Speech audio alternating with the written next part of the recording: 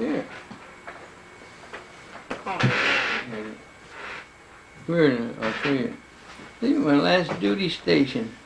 1 November 1944. Your last duty station, what's that mean? Well, I was assigned to the 9th Armored Division. Right. And I had my orders to come home. But they said, well, you got to go teach the 9th Armored Division how to do interdiction and work with the tanks. Mm-hmm. So I was there until the 1st of November. And December 16th, right. the Battle of the Bulge came through. And that's, this happens to be a map of where one of our, see, there's where I was, that's all the edge. And this here little spot is where one of our pilots was shot down at Gouvy. Yeah. And I met his daughter. She was 2 years old at that time. She killed? Excuse me, was a pilot killed? Oh, yeah. Well, that's it. That's what the story that goes with it. Yeah. She's been invited 2 or 3 times over there, and they're putting a plaque up. In that town? In that town, you know, they did that in Europe a lot. Because she was 2 years old at the time, and one of the meetings that we had, I don't even recall which one, we have fighter pilots meeting out of the squadrons in the 366 fighter group every year. Mm-hmm.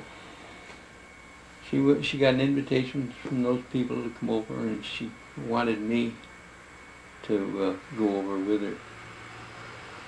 And I never had occasion to go over because I was still raising my family. Yeah, I had 5 children. Mm. And the oldest one, well, that's tangled up. The oldest one is an adopted son from Canada. The others we had our own. Mm-hmm. And like I got this book has got more in it. Did she get over there? Did she go over? Europe? No. The 2-year-old who grew up. Yeah, she went over there. Yeah. And they said, if you come back next year, we'll have the plaque up and everything else. And she called me back. She lives in Kansas City. And I told her, I says, I don't really have any inkling of ever wanting to go back there. You know, it just stirs up too much. And she said, yeah, I can understand, but we've been in contact ever since. And it's just one of those things, you know. Here, this is my son from Canada. He was in the 571st when I got out in 1968. Mm-hmm. He was called in for Vietnam. That's who he was with. I got my youngest son. He's over in, there he is. He's over in Hawaii right now. He's got 15 years in the Marines. In the Marines, okay. Yeah. Mm-hmm. Yeah. He came on leave a couple of years ago. Went over to Walmart and had this, he wanted a father and son picture taken. So that's nice. I got the bigger one in a frame.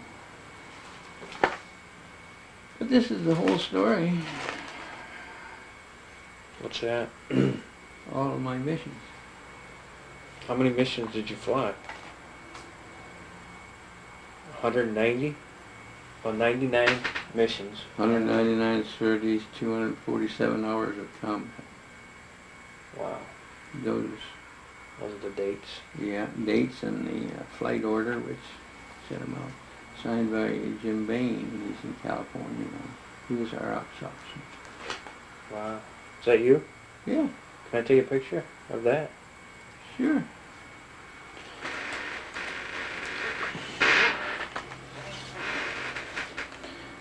So you're telling me you knew the guy who, yeah, that's good. Yeah. You knew, a fighter pilot story. Quentin, oh, yeah. What's his last name? Starts with Anderson. Anderson, yeah. Quentin Anderson. I found the tape, because I had the tape at home. went to play it and didn't work. I was gonna watch it before I came over here. You want to see it? Got it? I got... I'll probably get it again. It didn't work. Why? Equipment? Well, I hate to say this, but I think I had it stored on the porch while we were moving. Stiffen up? Did it Yeah. break? Well, I think my cat was using the tape box for a litter box. Yeah. Yeah, the little critters do that. Yeah.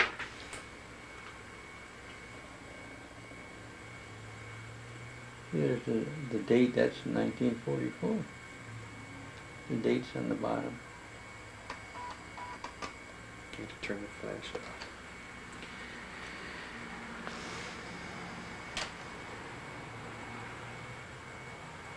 So how did you like this plane? It was the toughest old beast. I'd seen him come back with cylinders out. Really? The P-51 was liquid cooled. If they got a 30 caliber in the cooling system, it's just like your car. They were dead in the woods. Paris Chariot. Larry's. Oh, Larry's Chariot. Yeah, but it looked like Paris because we were dive-bombing the bridges in the Seine River at the time. And John McCrae, he was artistically inclined, and I was going with the tanks, and he wrote that on there, and he made it look like Paris on Larry. It just, you know. You were dive bombing bridges? Oh yeah, on the Seine River because the Germans were trying to pull back to Germany. You want to trap them? Yeah.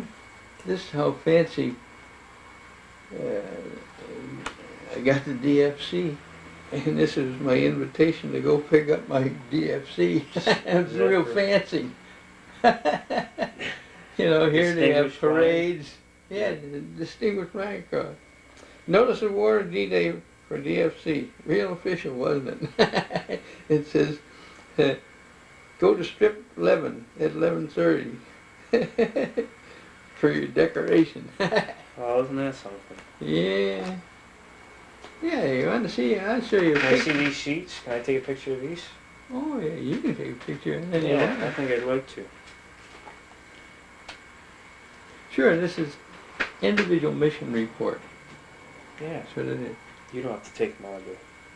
Well, here, come over in this end. And All right. I can, there's more stuff in here than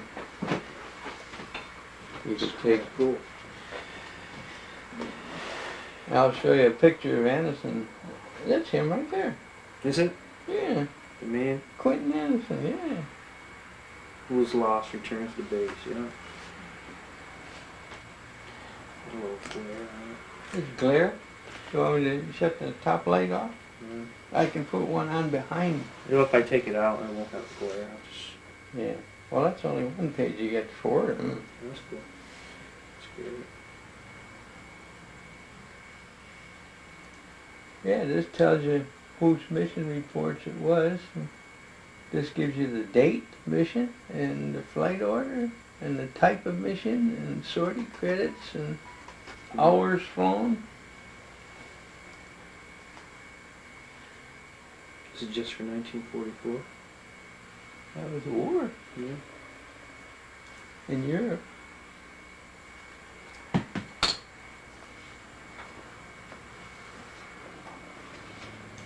So, tell me about the landings at D-Day.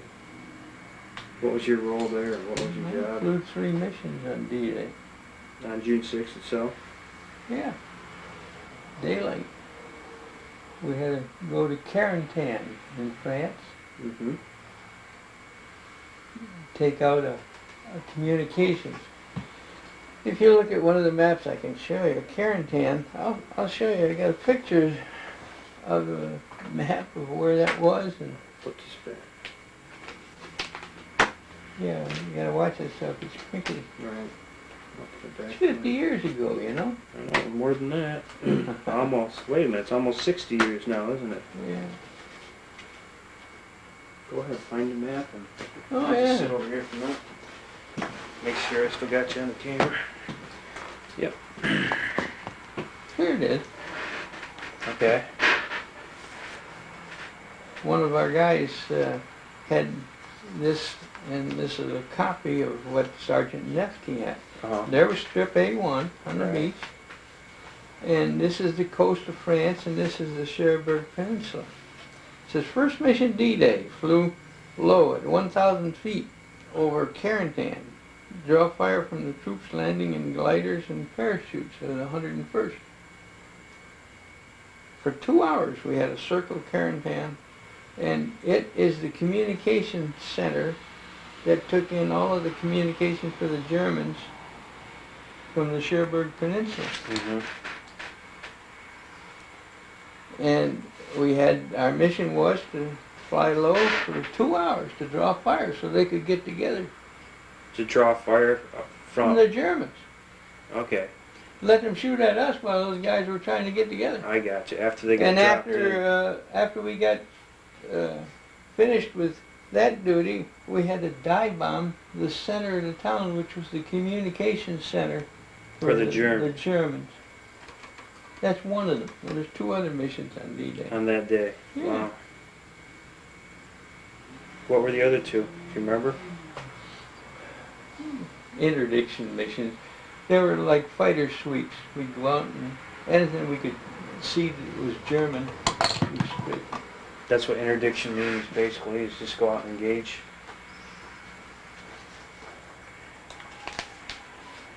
You must have been tired after that day.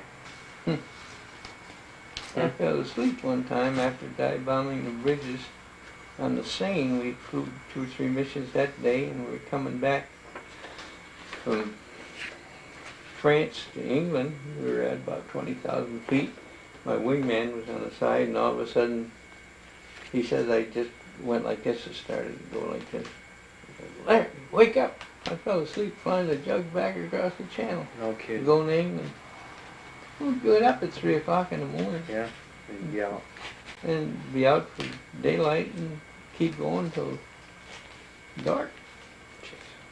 How low would you go on some of those interdiction missions? How low would you fly?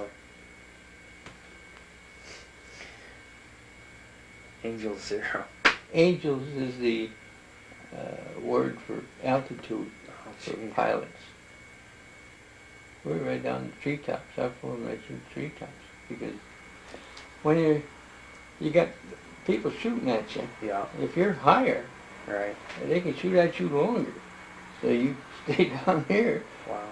And you fly right, just like a partridge. You ever go partridge hunting? I've been startled by partridges many a time, Well, walking through the woods. You start aiming at one, and all of a sudden you think he's going to go there, and you put a lead on him, and he turns and goes the other direction. That's the way we survive. No kidding. Yeah, this is written by one of our replacement pilots. He was from Holland, or Belgium. Oh yeah? Not Holland. Can I borrow this sheet? I'd like to take a picture Oh, of yeah. that too. Sure. Wait till I get this all loose. I'm filling it up with a lot of stuff, but I don't know how much is of real interest for you. No, I'd like to hear about the missions and Well, the missions kind of run into except for particular missions, they kind of run into a pattern, and from one day to the next it was the same. well, what was the pattern? The pattern was if you were told to go work with the tanks, one of the pilots from that outfit was down in the tanks, and you searched the head of the tanks, crossroads, and wherever there was German activity. Artillery, they're dragging their guns up and they're trying to kick us off the beach. And we go and we strafing. And then when we were close enough to a German airfield, we strafed that airfield, strafed the airplanes on the ground and blow up the hangars. We were able to carry a 1,000-pound bomb on each wing of the P-47. But we carried mostly 250s when we were going against tanks, because a 250-pound bomb could disable a tank. knocked the track off and so on. Those Tiger tanks were pretty big, weren't they? Biggest one they had. And our gun that we had couldn't even go through the armament. No, it couldn't. 50 caliber? No, Oh, yeah. 75 on the Sherman tank. Oh, on the Sherman tank. Wow. Their 88 millimeter gun Yeah, could shoot right through our Sherman tank. I've heard stories. So the shells passing right through. Yeah, but the worst was if it hit at a certain angle and was slowed down just a little bit, it wouldn't go out the other side. It would stay inside and ricochet around, just tear the hell out of everything, kill everybody in there.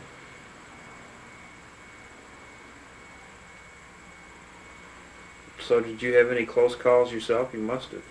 What, yeah? How can you evade it? You're there. Did you ever get shot down? No. Come back with a lot of bullet holes and laid upside down. Was Larry's Chariot? That's the same plane that flew all the missions. No kidding. How was that uncommon? Yep. Figured I had a pretty good guardian angel I coming think so. along. Must.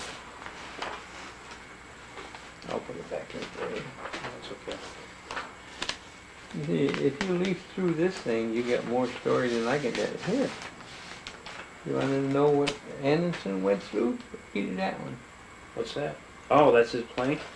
That's the picture of Anderson going through that blast when he dropped bombs on an ammunition dump, and the picture was taken by the man behind him.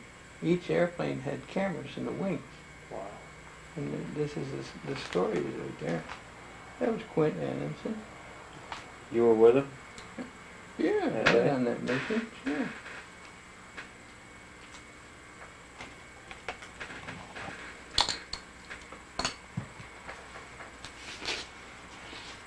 Well, that's the story I was telling you about Manston. Which one are you? The one on this side. Yep.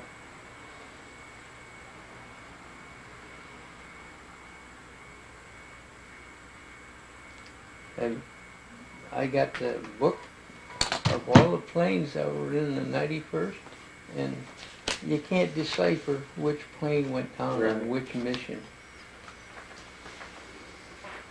And they're over in Massachusetts over here. And I went up to Glens Falls. One of their B-17s was put on display up there. I was talking to the pilot, and he couldn't tell me names either. Some in the book I've got on a little bed in here. These are the day and the tail number, the crew people and everything else. But they'll say, well, we lost 3 on this day. You know, which one went in the channel? You don't know You them. don't know. You know.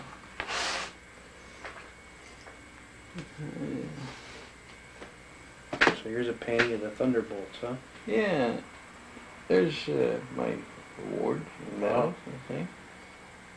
Here, you want to see? We'll show you something. In here, I got something in here for you too. Just a minute. Okay. This here's my book. I gotta have that. This is signed by the author for me. There's a story of a book that's written, that's available. Oh, okay. It's just a summary of it. Neat. There, see that? You can have that. Oh, I can. Okay, great. And that's what I'm going to show you in a minute. This will scan nice. This is at one of our 366 fighter missions.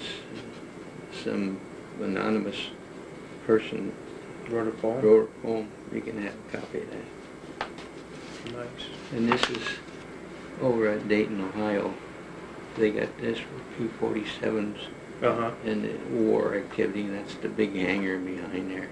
And this is typical of the plaques that they had sit along the walkways for all of the fighter units. This is for the 352nd, but ours was the 366.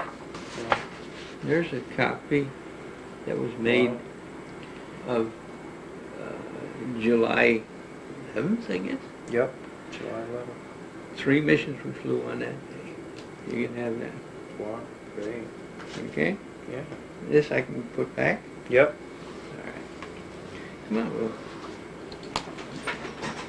You want to take pictures yourself? Just gonna pause here. Yeah, how to pause it. Great. Okay. And this here is just a summary of this fighter book that it's available on a Barnes and Noble. Oh, good. And this here, I'm gonna let you take this one. Thanks. I got my name down in here to get it back to me. Sure. Okay? Yeah. And that'll answer some of your questions, how interdiction forces and missions work with the tanks. And you'll find General Quesada's name is in the summary. Yeah, I saw. Pete Quesada, he's the one that, I got pictures of him. I'll look through that scrapbook some more. Oh, jeez. There's a lot of looking. Okay. There's your chronology of the 366. That's your file now. But get the book back to me. Yep. The others are copies, and this is a copy. All right. Okay? Great. And you don't need this. Let me take a picture of it. I got Well, plenty of film. Okay, I'll hold it so that there's no that's a good idea. glare.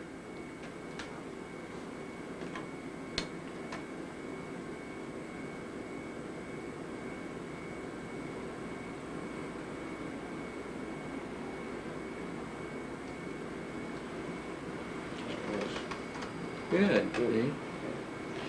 Okay, I'll get this out of your way here. And this book is available in Barnes and Noble, Yeah. but if you'll get it back to me, I'll let you take it. I can look down the range up there. Well, yeah, but it's going to cost you $25. I'll look at it and make sure I want to buy it. Well, okay. But I can put it in. All right, that's the great. file, because I want to keep this for my son that's in the Marines. Sure. When he comes back. This is the interview that they did down. Saratoga. Yeah. A lot of it. It's the same material, the same person, same story. But you know, there's so many. So you went down there. Yeah. You went to the museum.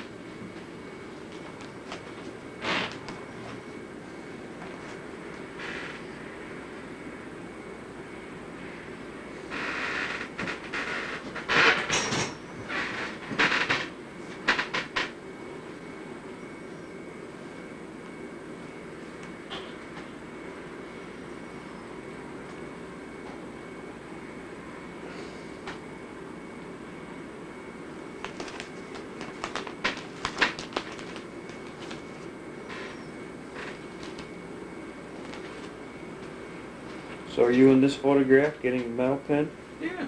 That's General Quesada. That's him? Right here, this little guy. Little And guy. I'm right under his chin. Well, I gotta take a picture of that. He was just about my size.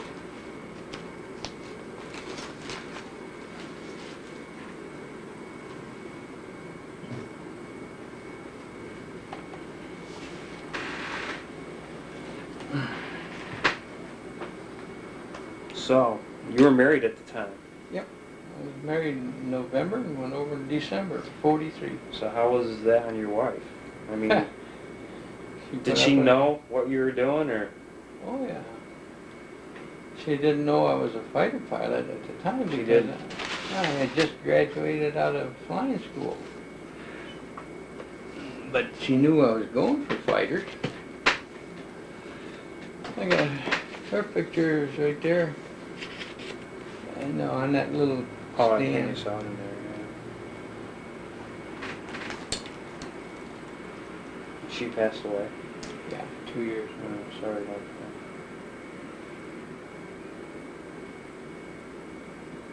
We were married 56 years. That's great. It's not common in this day and age. Oh, geez, I got 3 of mine divorced. It's hard. They're living by 2 sets of rules. What do you mean? Well, you think of what the church tells you, what the morals should be, and then look at what the Supreme Court says the morals should be, and Right. which one do you go live by? You live by the easiest one, you know?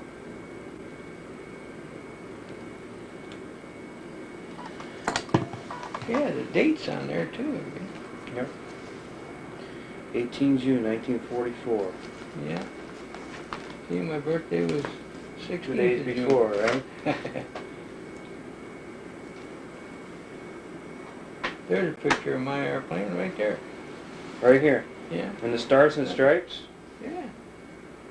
Well, let's see. I think it was Cobb, Captain Cobb. Mine's the second one. The little note on here will tell you what it is. Captain Cobb was the first airplane. You can read the name. Yep. Rough as a Cobb was the name of his airplane. On his plane? Yeah.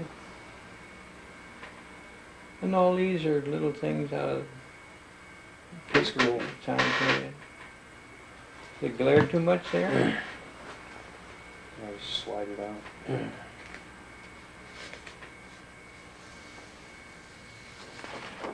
Do you have the original paper? The newspaper? No. After 50 years?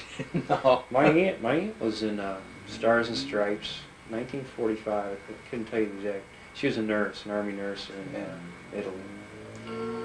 And somebody sent a copy to me out of the blue. Someone I've never knew before. My brother's wife up at Fort Henry was an army nurse. Oh yeah? He just died. He was a master diver for the Navy. Okay. So your brother was in the war too then, huh? Was he? 3 of us.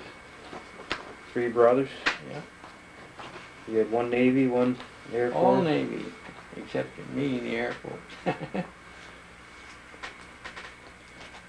And what were you as far as age? Were you the oldest? The oldest. Yeah.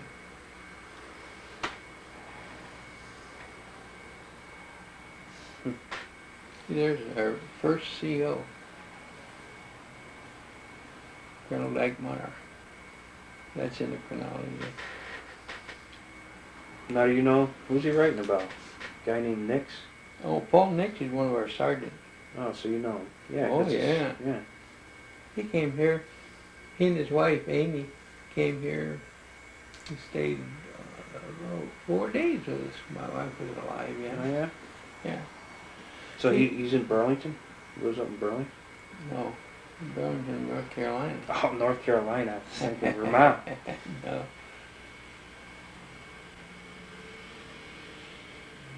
He used to take the same kind of effort with his camera at our meetings.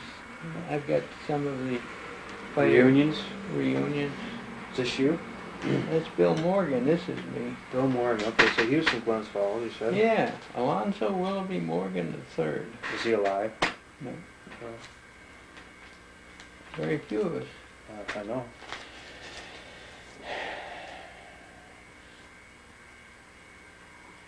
Did he survive the war? Yep. He came back before I did, and he was into the buy a bomb program. You know, a bond. Not bomb. Raising money? Raising money. So was he actively in the service when he was doing that? Sure. Yeah. You're right out of combat. You put him back in the States, and here's one of your heroes, you know. Buy a bond. Buy a bond. A.W. Morgan. You didn't have to do that, did you? No.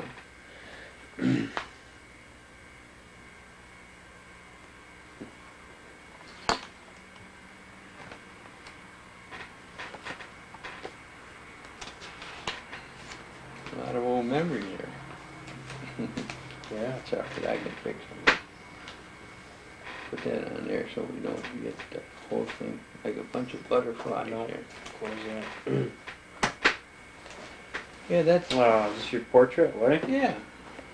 Wedding. I'll take a picture of that. Where'd you get married? Sacred Heart Church in Cohoes, New York. Over on the what they call the island. The island. But it's the intersection of the Mohawk and Oh, okay. the Yeah. Hudson River.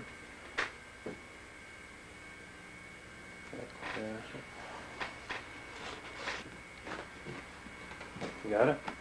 Yeah, my thumb will be in the way down. No. Nice.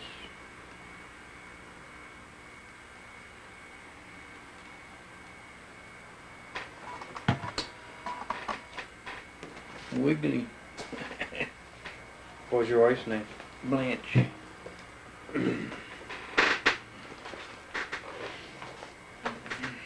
Yeah, Is this your wife?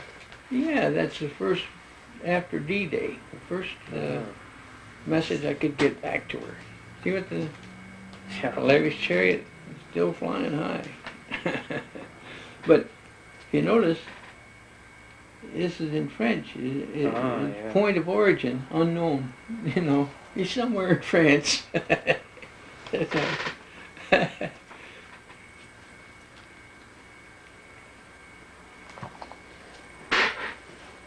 Point d'origine. I went to French school, St. Marie's in Cohoes. Oh, yeah? We had half day of French all through grade school and half day of English. We took regents in both Okay. languages. In Catholic school? Sisters of St. Anne. Is it still? It's probably not still. Oh yeah, It is. but it's a new building. Well, that's good. Oh, it's a big school now. It's on Bleak Street in Cohoes, New York. Yeah. When I started teaching at St. Mary's Academy in Glens Falls. Yeah. Yeah. Bill Morgan lived on Horkin Avenue in Glens Falls. Yeah.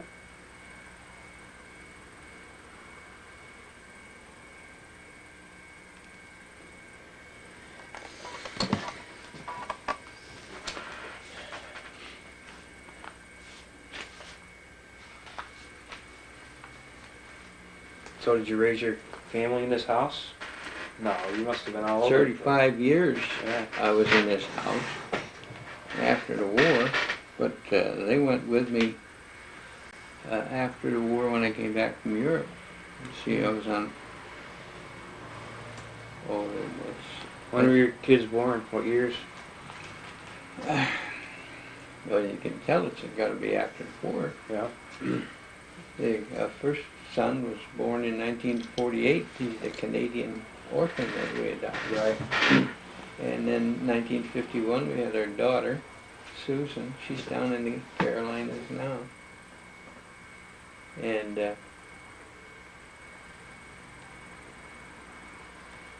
Gary, he was born about 65, or 55. And that's in between the service years. Mm-hmm. But they're all a sequence after that, you know. But the youngest one is the Marine. He's got 15 years for Marines. When was he born? About 65. Oh, he's a baby. I'm older than he is.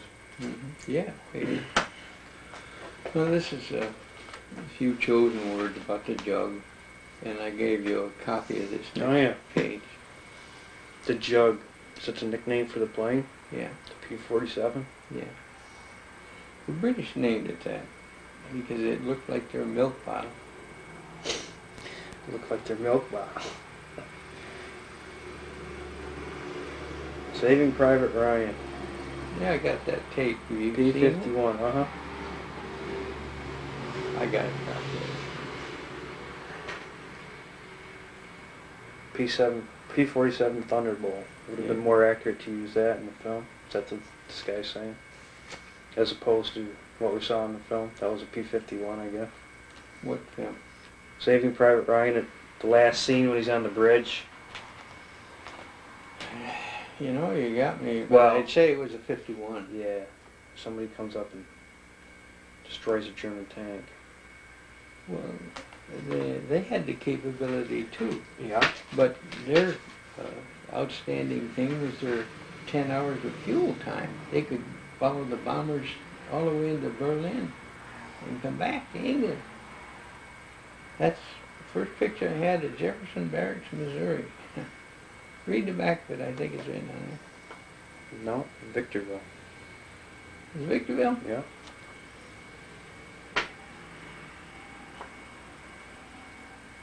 Well, it's the same. See, I was 20 years old, Yeah. 1942. But this one, Victorville was where I went from basic Yeah. camp to Victorville, California. I was an aviation mechanic then on twin-engine PT-9s. That was a twin-engine trainer, Curtiss airplane, the trainer for twin-engine pilots.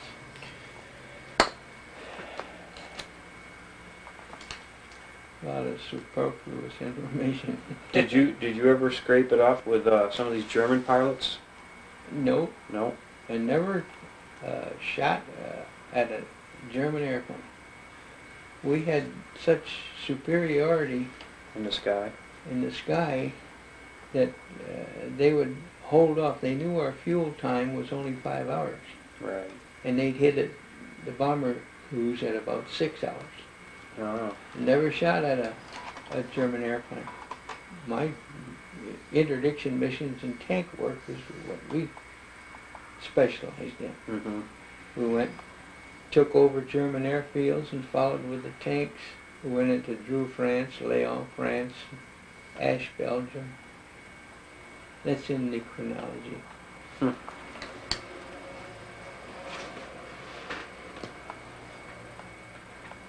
So you never went back over there? No. No desire to, huh? No. Why? Just asking. Oh, no. Some guys do. Others Oh, want yeah. no part of it. Our organization went over on the 50th anniversary. Did they? Wow, that was a big deal, wasn't it? Yeah, but at the time, my family was growing up, and we couldn't leave. We couldn't take all the children with us. So Yeah. there's orders to the 9th Armored Division that I was counting when I was in Old Flagen in Luxembourg. Mm-hmm. That's the way they'd come through.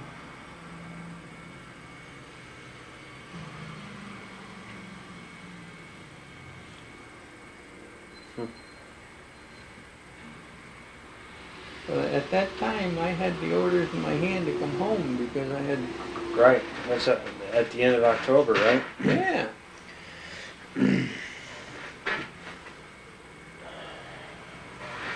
Just checking my camera. See what's So coming. you couldn't come home when D-Day happened. You were there for that, weren't you? Oh, yeah. We were flying out of Thruxton, England. Mm-hmm. And here, you want to see the first guys that landed in our fighter squadron in...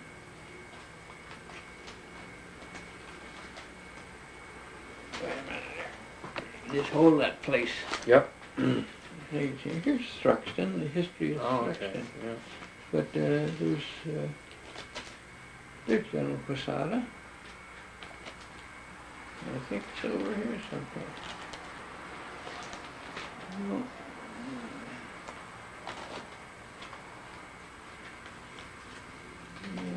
Should be. Nevertheless, I can't hit every cotton picking thing. See, General Quesada died when we went down to El Paso, Texas for our squadron reunion. He just... Oh, he's in the New York Times, huh? Yeah. Wow.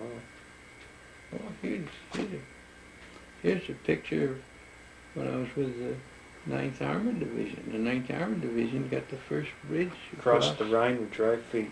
Yeah, Courtesy of 9th Army. yeah.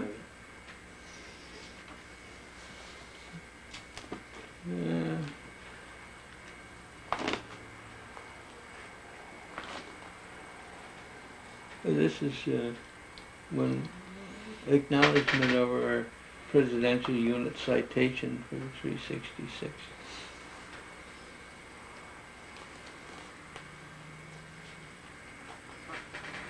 Take a quick picture.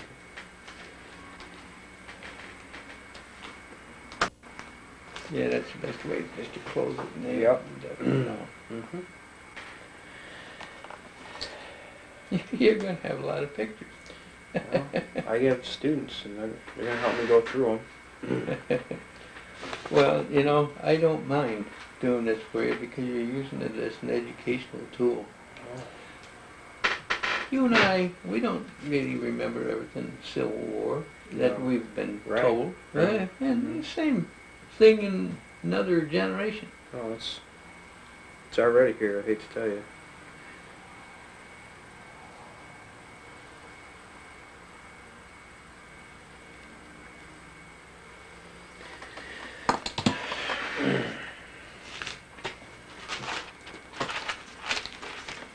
Just back in. This is just pictures with pilots of one of the organizations. We had the 389th, 90th, and 91st Squadrons in that group. This is the man that took over my airplane after I left. Billy Russell.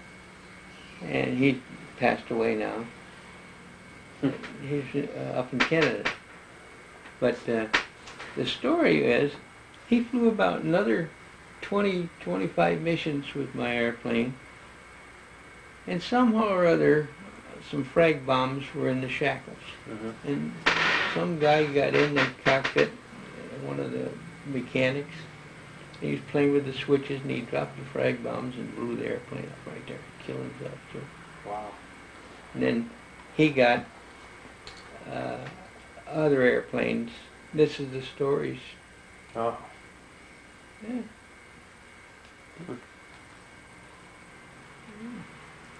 Leon Russell. His wife called me after he died. Oh yeah. Yeah.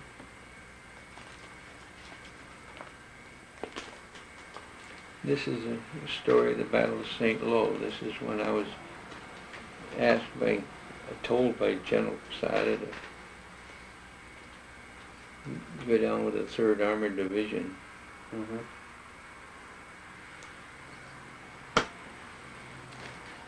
And here's when I got the New York State Conspicuous Service Cross, Cuomo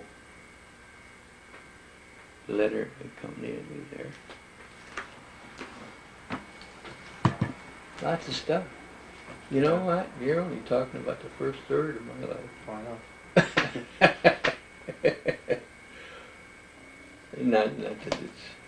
All that. Yeah, that was the 50th anniversary when they went over.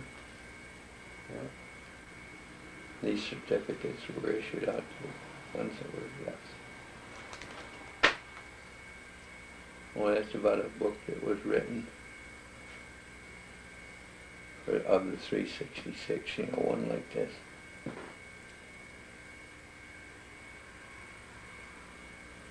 was an invitation to purchase it, but it also included the wing, see.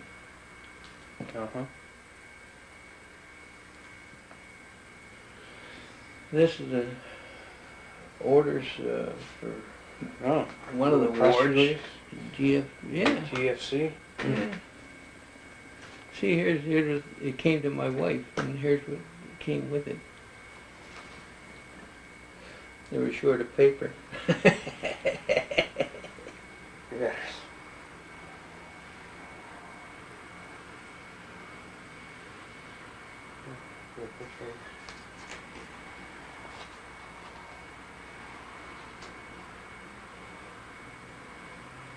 Yeah, I've got orders to back up every one of the awards that are shown in that picture you took of the frame up there on the wall.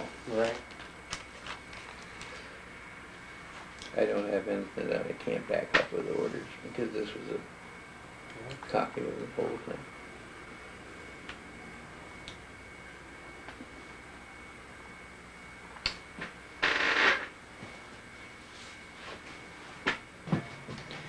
Now, the museum, They didn't bother with it. They didn't even want to see this. well, how long did you talk to them? 2 hours? An hour and a half. When did they do the interview? Last year? A couple years ago? Yeah, year and a half ago. Well, they just opened up. They got, here's the copy of it right here. Well, they'll get a copy of this. What I'm taking pictures of.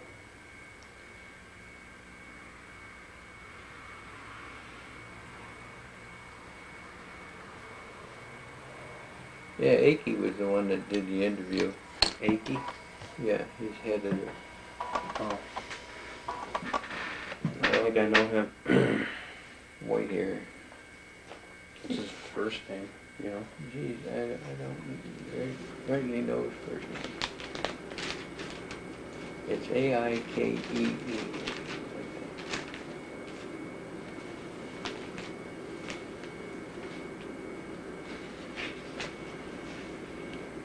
Put this back Yeah, I'll get it back for you. I think that's promotion orders or something. I know, I can tell you as soon as I see it. Excuse me. It has been promoted from the rank first lieutenant. Oh, okay. 1941.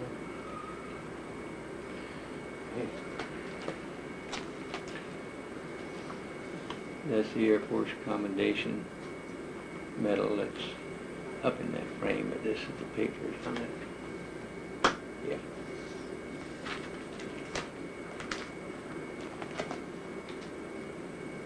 That was the citation to go with the Air Force Commendation. Mm-hmm.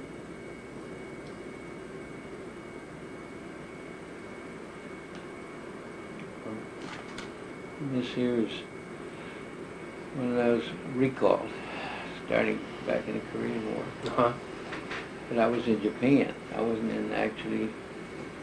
I was commander of a radar site on northern Hokkaido. Right. And we had to put in another, we replaced what we called a bed spring early warning radar with one under a dome on an island. That was between northern Hokkaido and Vladivostok. So that was my time period over there, and then I also worked in the combat center. I still got correspondence from some of the comm people that were at my site. He lives over in Massachusetts. See, here we go. I was at Wakanai in Hokkaido. I was assigned the chief of radars in Iceland. They're just notes. But there's the patch for the 57th fighter in Iceland. And there's a real quick summary. They changed from the F-89s to the 10 Deuces, but read the little thing and you got the gist of it. We're active. Wow, intercepting more Soviet aircraft. Yeah, but that was a Cold War time period. Oh, yeah. We're not shooting them. We had the 89s when I first went up there, and then we changed to the 10 Deuces. But in it, I had been a fighter pilot. They were given the radar squadrons, the fighter unit up there was given the radar squadrons all kinds of garbage. And, well, you don't know where we are, and this and that and the other thing. And when I went up there, and they stood up at the fighter pilot in World War II and had all my missions, and they started listening to me. And don't try to give these radar people a hard time. They know where you are. You know, a fighter pilot at 30,000 feet looks out, well, I'm over the end of such and such an island. Well, hey, he's looking maybe 25 miles to the side of where he's looking. Right. And they got him pinpointed by radar, right exactly where he is. Don't try to tell them. And then they finally believed me, and we worked good together.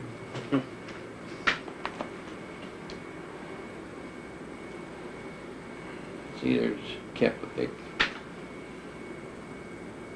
Okay. Yeah. See, there's the Faroe Islands. Yeah. Wow.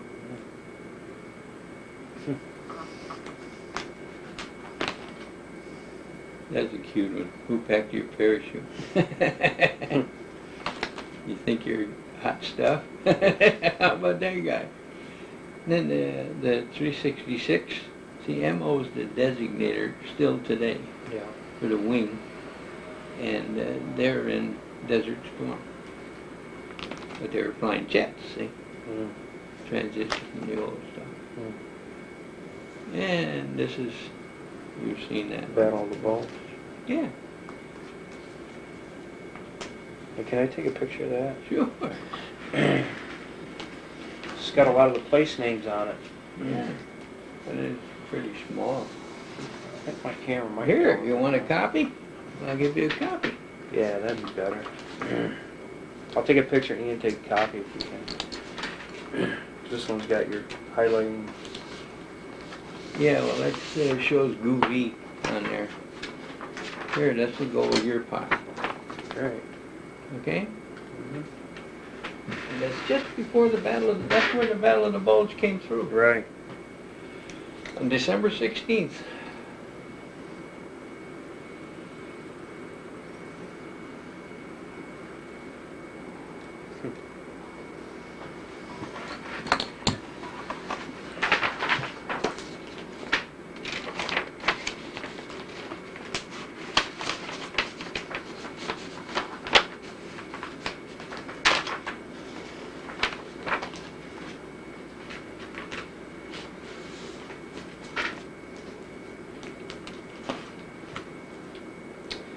This is from the, it's all in French, but it's from the veterans of France, you know.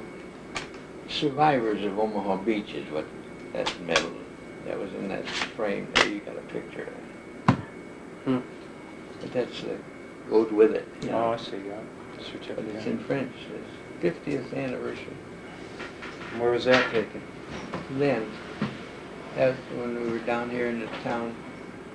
In the city center? Yeah, city center. How many other guys were there?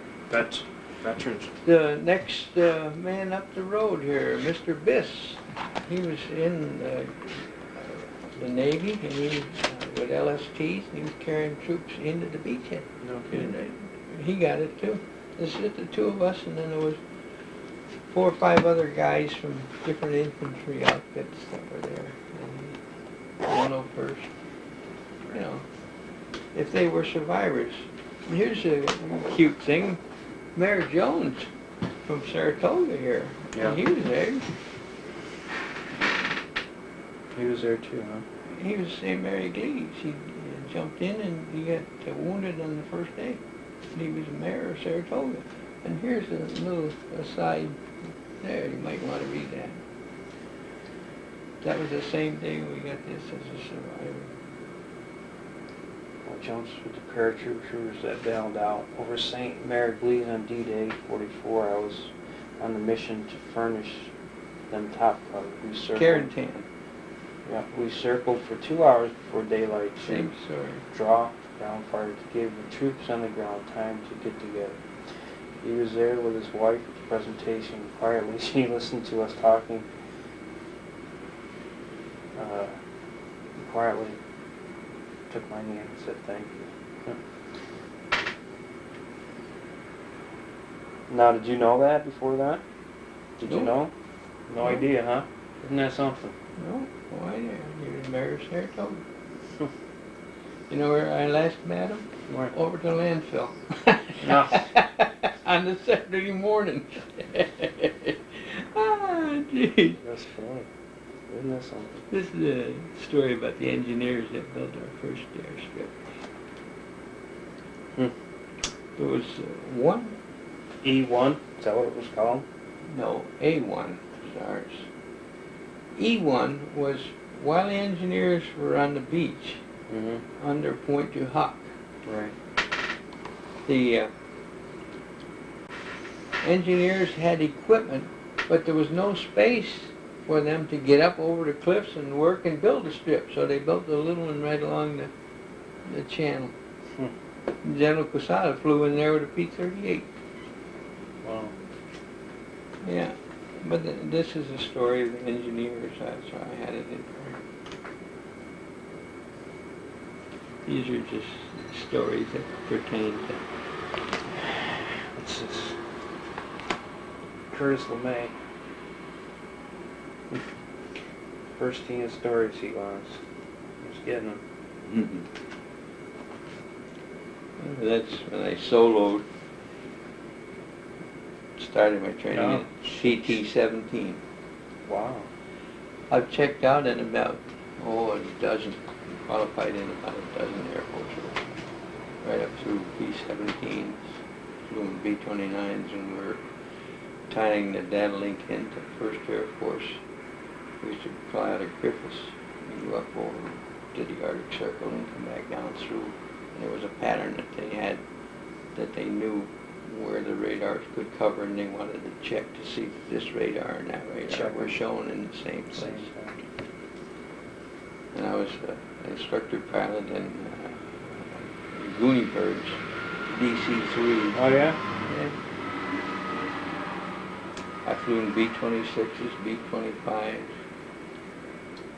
We had a B-26 that was shot up. It was on strip A1. Our guys patched it up, took all the guns out of it, made a wooden platform drawn up into Bombay. We took all the guns out of it, and we flew into England from strip A1 for parts for our fighters. We'd just zip across under the haze on the channel, land, pick up parts, put them in this lift capability into the Bombay, fly them back. We had no guns or anything, just quick trips. Wow. B-26. That's at Dayton, Ohio.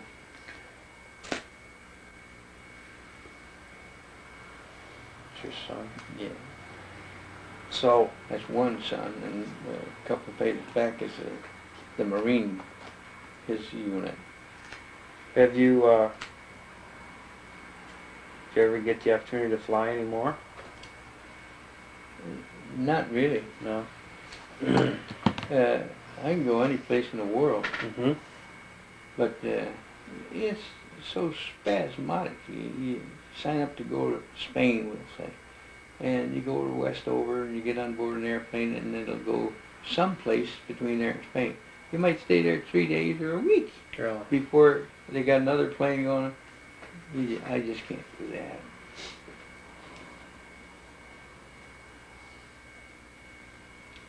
Oh, that's when I first got out in 1945. That's a summary of what I've been telling you. Here it is, all on the back. Decorations and your birthday, school, service school.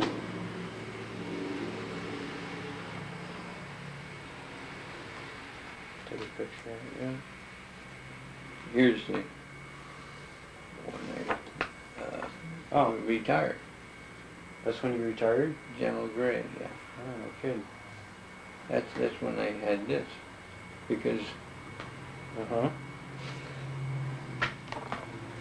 actually you're looking at somebody that has had 2 or 3 different ones of these. Right, that's what I think. Because I got one like this when I went into the cadets out of enlisted staff. Right.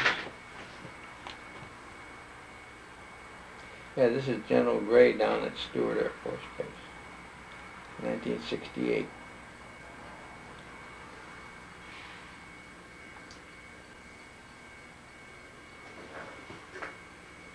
See, you can see that the Belgian Fourragère, I was wearing it then in my uniform. See it? It's the red braid.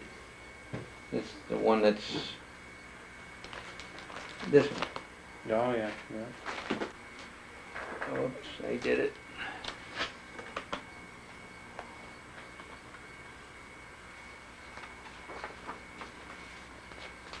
Prince Regent of Belgium. That's why at Gouvy, that's why they wanted this gal. Her father was shot down there to go over, you know, they were doing honors for him. How long ago was that? When he was shot down? No, when she went over. How many years ago? Oh, 86, 87. 86, 87. That's when he's Nancy Lazier was her name. Oh, I didn't hook him.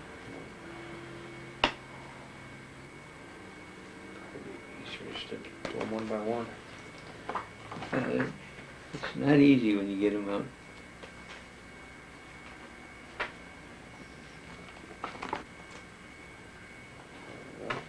Lots of stuff, huh? Stuff. Oh, you acquire it. I'm starting my own little collection.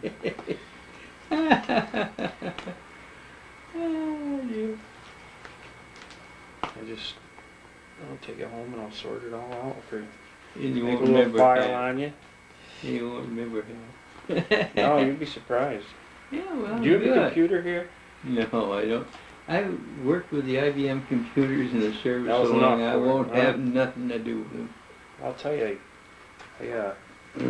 Dick Calkins down, he's colonel retired, down at the colony. Yeah. I'm going down to see him tomorrow. And he wants to do all this kind of stuff with me with this stuff. You can call up the 366. Oh yeah, I got a website. Yeah. It's on there.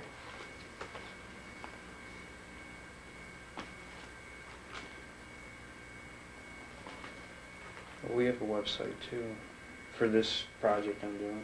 Yeah. Oh, give me the Well, call you- sign of it. Right there, you keep that. It's right at the bottom. Oh, I'll give him this tomorrow. Yeah. And we'll put your story on it eventually, once I get everything sorted out. Mm-hmm. And Yeah, I'll give Dick this tomorrow. He was in heavies all through World War II. what's his last name? Calkins, Colonel Dick Calkins. Where did he fly? All over the world. Yeah. Well, he was in the heavies, 54s and KC-135s, and he was in Washington, D.C. for about 12 years. I don't know if he flew on Air Force One, but he was in the staff. And he was called back in after World War II, same as I was, into Korea. And he went into T-6s as a forward air controller from the air. Wow. You know, he had the frequencies of the jets, the 86s that were flying, and he was in contact with the ground forces. He was doing the same type of work that I was doing in World War II, but he was doing it in the Korean War. No kidding. Where's he live? Hoffman Lane, Colony, just below the circle. This is my crew chief. Right.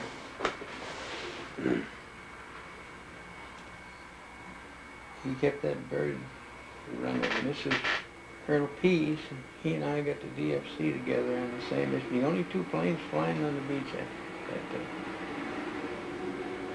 John H. Pease. Why were you the only two flying that day? The weather was so bad. So why did you fly? Nobody else did. Because they asked us to get, well, you've got the story of it. Mm-hmm. They asked us to go and take out this observation post, which was, we were able to go off the beachhead down over the channel and go into the river that came out from France. Mm-hmm. And they were in on the left-hand side. He was a pilot that was very good with weather flying. It came through as a special order from General Quesada. He was flying in Alaska before, you know, they had the Willie Was. Yeah. Yeah.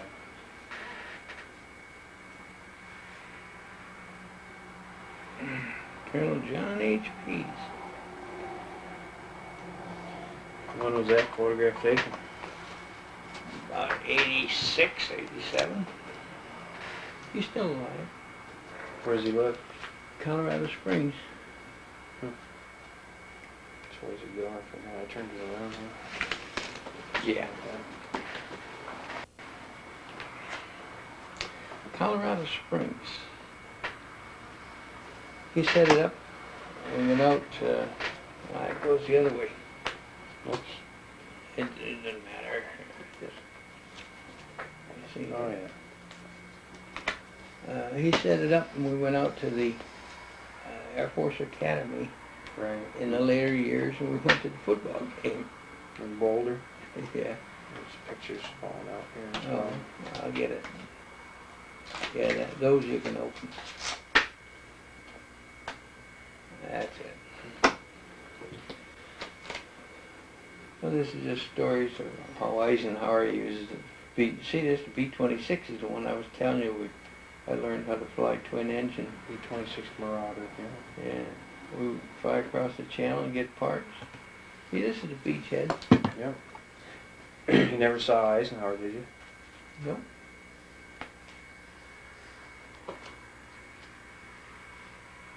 Jimmy Doolittle. Yeah. When I was down at Eglin 9 in Florida, they had on the runway a mapped out size of the deck of the airplane they flew off with the B-25s. They hit the first Tokyo raid. One-way job. With what? B-25s? Mm-hmm. One-way ticket. Well, they're supposed to land in China. Right. A lot of them didn't make it. No. See, there's the orders for the Belgian fourragère. Yeah, I got orders for every one of them. You know, I don't have to just give you a bunch of stories that are not true.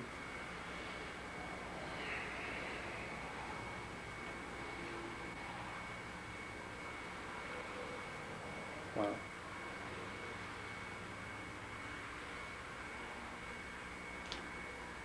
See, that's the fighter pilot, the replacement pilot.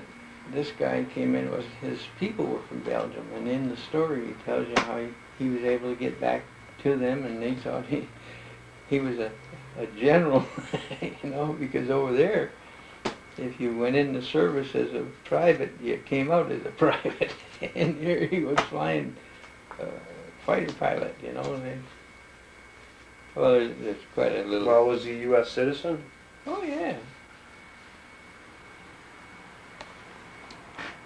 It's the melting pot here in the U.S. for all nations.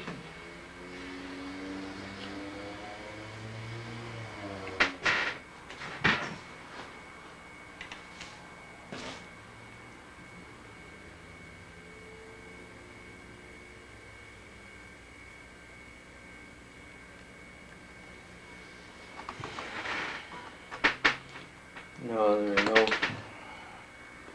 fat stories in what I'm telling you.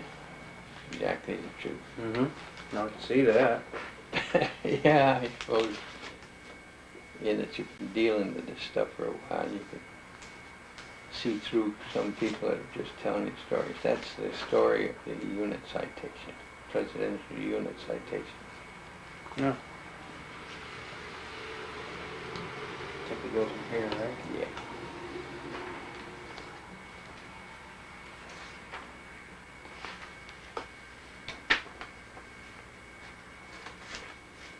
Do you know Clarence Dart? Yep. Tuskegee Airman. Yeah, I met him. Colonel Dart. Colonel Dart. He lives in Saratoga, doesn't he? Yeah.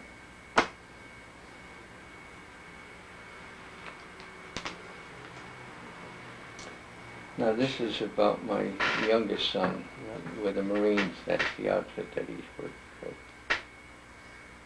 He's over in a cadre of trainers. Instead of moving choppers around the world, they take the trainers, they go where the equipment is, and they update their training, and that's what he's been doing. He just got back from Sarajevo last year. Did he really? He's a sergeant now. So with,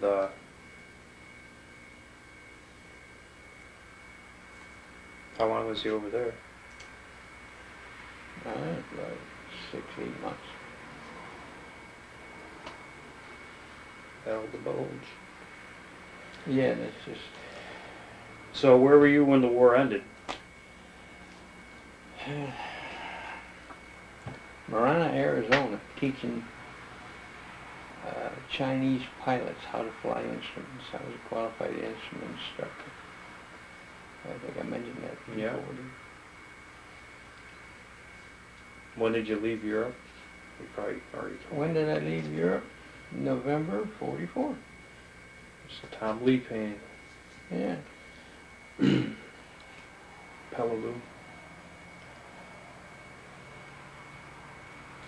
Some good paragraphs in there. Yeah. Yep. I've met quite a few of these guys, survivors.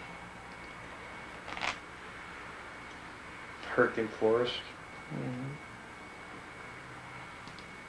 We were supporting the troops that were in there. You were. The 366. That was hell.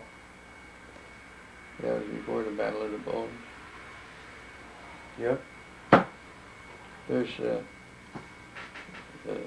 ribbons that the federal handed out for 45 time period. Took in North Africa, Italy.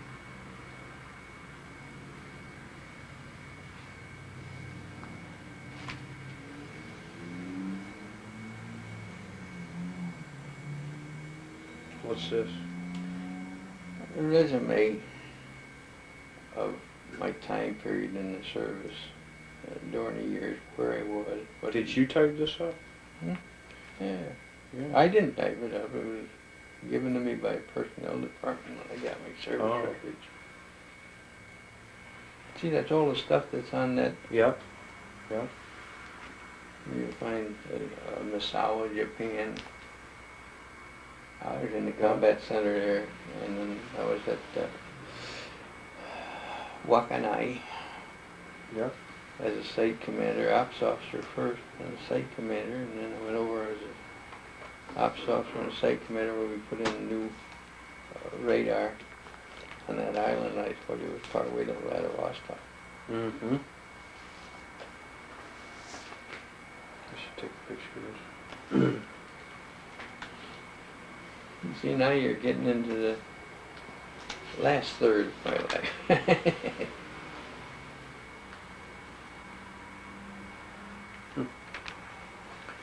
So the things you were doing obviously were always attached to fighter yeah. Training that I had had through the years. You know, I'd flown all those combat missions, and they switched me on recall into radar out of Tyndall Air Force Base. Out of where? Tyndall. Where's that? Tyndall. You know, the hook of the Gulf, where the sleeve of Florida goes down towards Cuba. It's just right in the hook of that Gulf right there. Tyndall Air Force Base.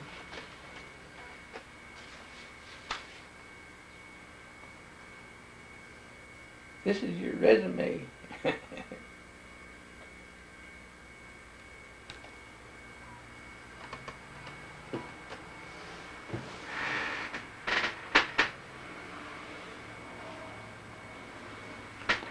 So what did you do when you got out of the service? I went into the upholstering business. Oh yeah? I went in on the GI Bill rights to training status with a guy in Troy, New York. And he got playing the horses up here after 2 or 3 years. And he lost his shirt. I bought the company. And I had my own upholstering business in Cohoes, New York, a Regency upholstering company. And then when I got recalled again for the Korean War, an old guy from Troy that I knew, he had an upholstering business up there. He said, I can take this over. He said, my boys are doing the upholstering that I got as a business over in Troy. So he bought me out. And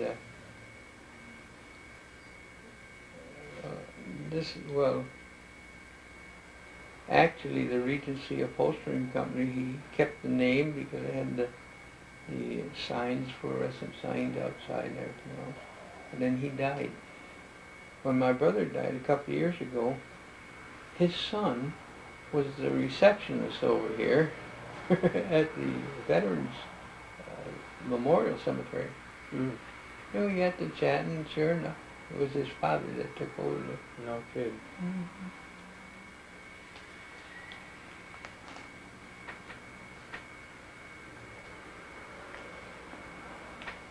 Is this Malmedy? Yeah. That's just when I was over where that map was shown over there. When I was in Troyes. Right. The German name for it is Wolfshagen. Yeah. It's just near Gouvy. Yeah.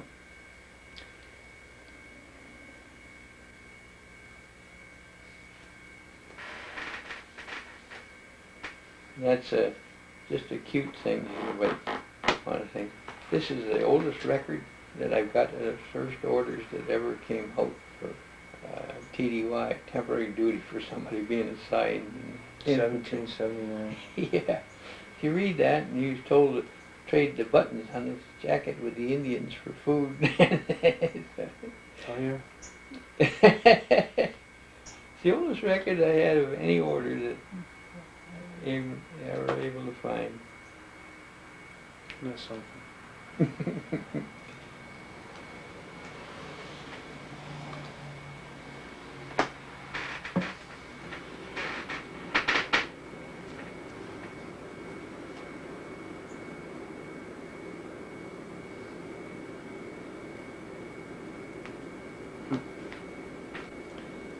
That's the Enola Gay. Oh yeah. Commander Tibbetts. Mm-hmm.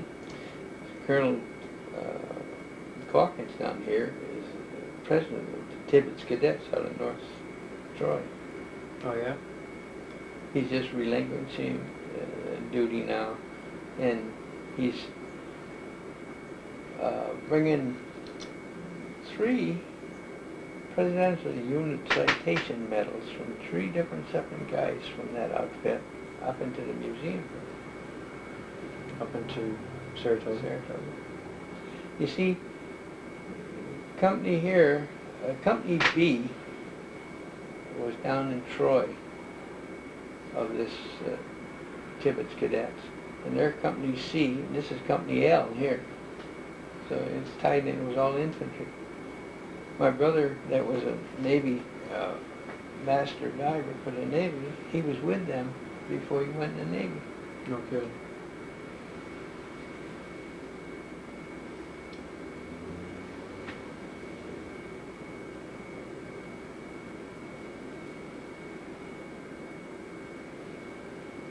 The mission that changed the world. Mm-hmm.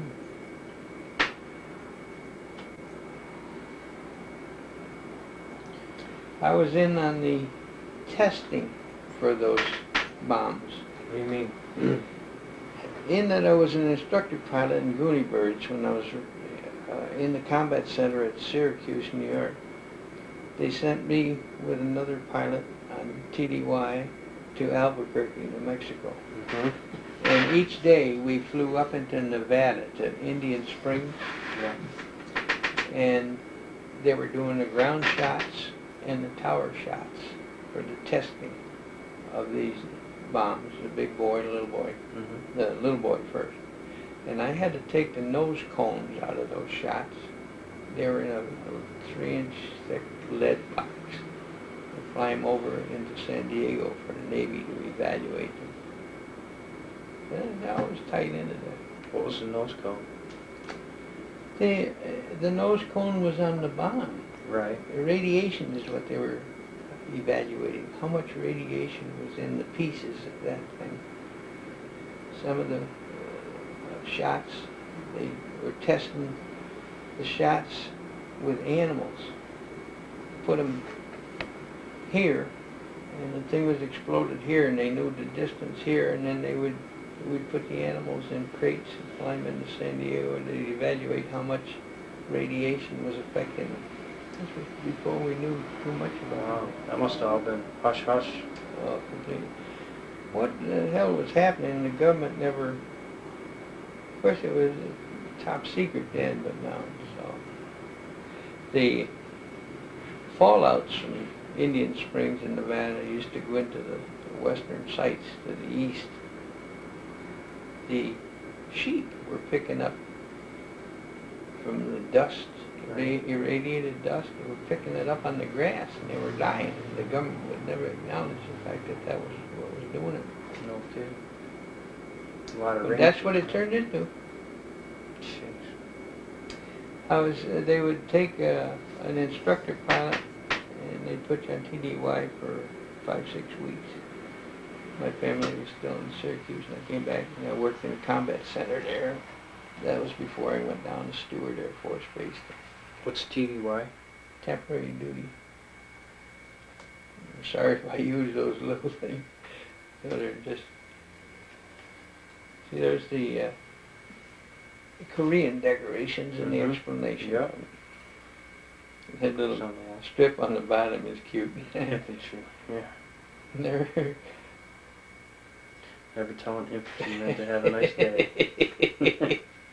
How true, boy. Oh, boy. Poor guys. There's key events of the World War II. I'm going to be teaching a course in a couple of weeks on the Second World War. You want to take a picture of that? No, I got... Yeah, you probably got a lot of stuff that. than I got. This is just a clip out of it. 90. See, I get retired out of the Air Force. I get the Air Force publications that come in each month.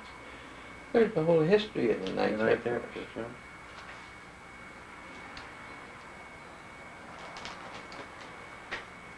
There's Is this a calendar? no, there's A a little book? book on the P-47.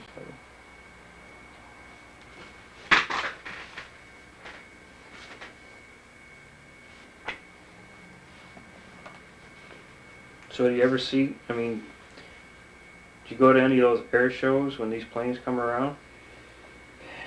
I don't like to go to air shows. I've had 3 of my friends creamed at air Really? shows. No kidding. When I was in Iceland, one of our pilots in the 57, his wife and his children were there. He was on a company tour. Mm-hmm. He came down over the runway and he hit the jet wash from the one ahead of him. Turned over like this, like smashed right on the runway. Had his orders to go home. The day I got my wings down in Florida, 1943, July, they had the P-40 was a hot bird at the time, as a fighter, and they put on an air show. My mother and my wife were supposed to come there, but in that it was just a 2 or 3 hour deal in one afternoon where they handed out the wings. I told them, no use making that trip. They were going to come from Cohoes, New York, down to Florida. I said, I'll be home the next day. And sure enough, the P-40 pilot, he creamed it. So I said to myself, I'm glad my mother and I weren't here. Oh my God. Because that's what I was headed for. Jeez.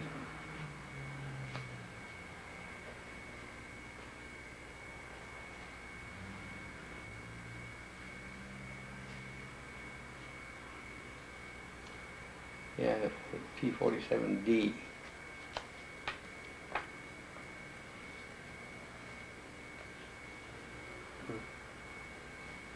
Different models, different versions, different capabilities. But that was the side number on my airplane. It was A6L for Larry. That's why I say I had my own airplane. Because I was in the original group when it was activated at Richmond.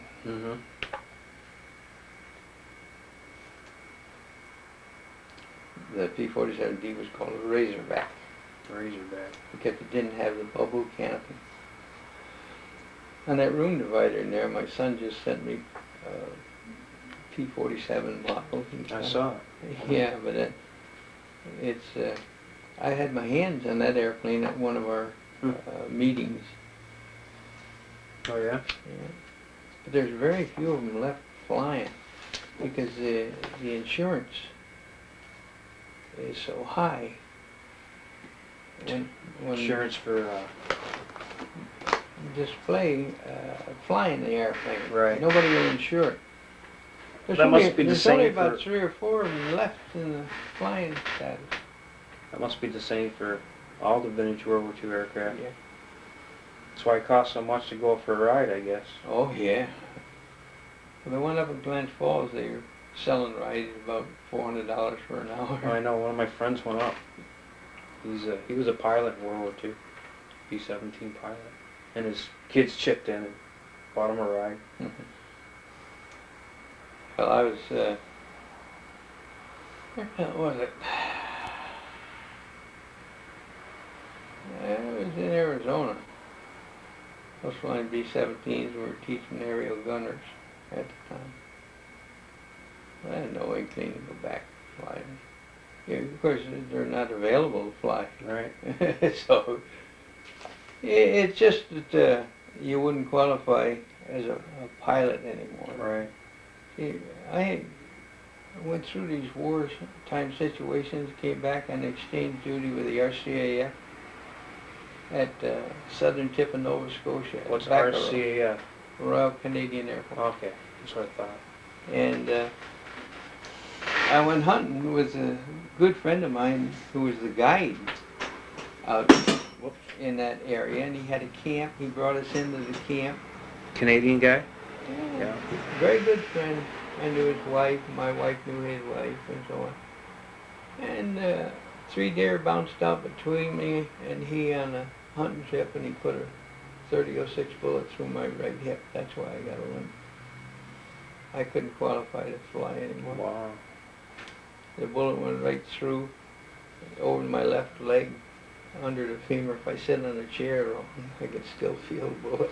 Still in there, huh? It's all shrapnel in the path, you know. I bought him the bullets the day before in the United States, and Bronze Point's .30-06. Jeez. Went through these war situations and never got hit in just one little trip. He was giving us a real good time. He almost died from it. You know, the fact that he did this. 3 deer came up between us, and he was coming over a hill. And we were right at his camp, and he was just going to show me around the outer edge. We went out walking for a few minutes. He took a shot down through the brush, and I was standing in little pines, with the pines up to here. Red shirt. The Mounties have to reconstruct Canadian accidents, and they did, and they said, strictly an accident, hunting accident. When you go hunting with heavy rifles, that's a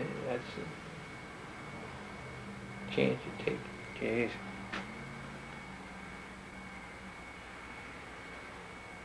Well, did you get what you want? Yeah, I think so. You think so? Yep. It's about 2 hours. I know. My tape's just about gone. It's one of the longer ones I've done, I think. They usually run about an hour and a half, so. Yeah, well, that's what they did down